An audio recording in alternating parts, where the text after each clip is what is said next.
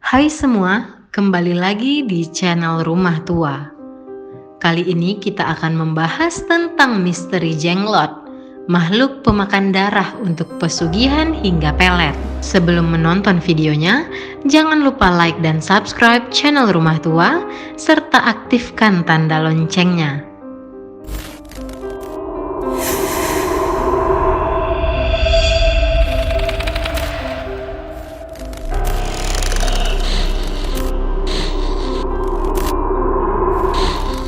Mayoritas orang Indonesia meyakini jenglot memiliki kekuatan mistis.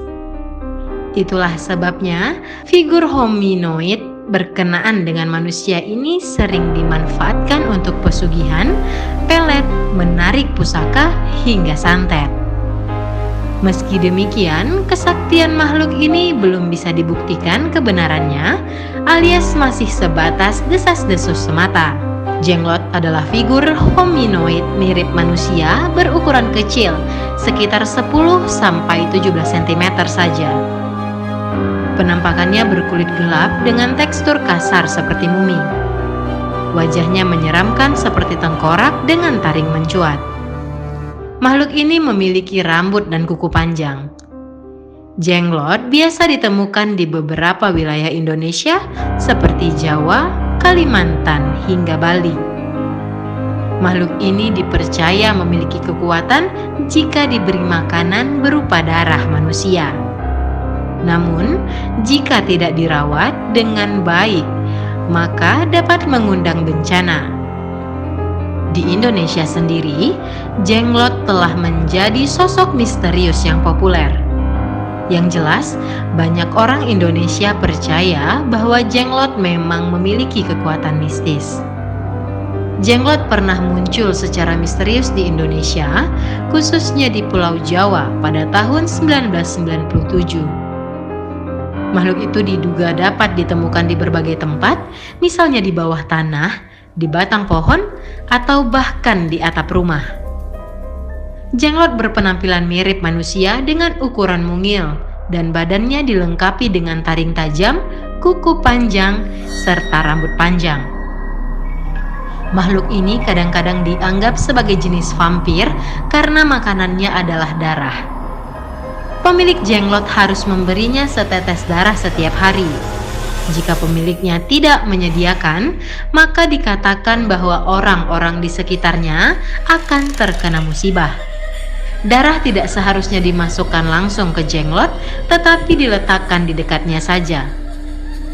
Beberapa menuduh bahwa makhluk itu menjadi hidup untuk minum darah ketika tidak ada orang di sekitar.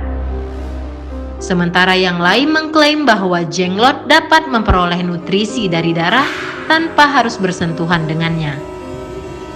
Tradisi menyatakan bahwa makhluk itu adalah seorang petapa atau pertapa yang mempraktekkan sihir terlarang dalam upaya untuk memperoleh kehidupan abadi. Ketika orang tersebut meninggal, tubuhnya ditolak oleh bumi, sehingga tidak terurai dan kemudian menyusut menjadi jenglot. Jenglot diduga ditemukan oleh dukun asli setelah pertunjukan beberapa ritual magis. Meskipun makhluk itu juga dapat muncul dengan sendirinya. Yang lain berpendapat bahwa jenglot adalah makhluk gaib yang dapat ditangkap dan dijinakkan oleh mereka yang memiliki pengetahuan tertentu. Ada juga yang mengatakan bahwa jenglot adalah spesies hewan langka yang tidak diketahui sains. Namun yang lain mengklaim bahwa jenglot tidak lebih dari benda buatan manusia. Seorang praktisi medis Islam Malaysia mengatakan jenglot dapat dibuat dari bahan biasa. Harga di mana benda-benda ini dijual tergantung pada seberapa nyata mereka terlihat, meskipun mereka umumnya tidak mahal. Di sisi lain, benda juga dapat dibuat menggunakan janin hewan.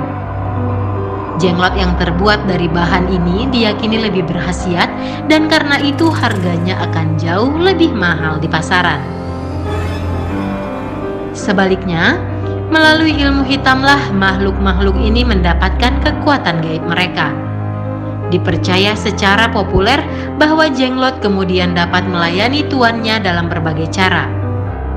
Misalnya, memberikan perlindungan, berfungsi sebagai jimat keberuntungan, sebagai pesugihan, pelet, dan bahkan membalas dendam pada musuh-musuhnya. Nah, itulah kisah tentang misteri Jenglot. Jangan lupa like dan subscribe channel Rumah Tua untuk video seram lainnya.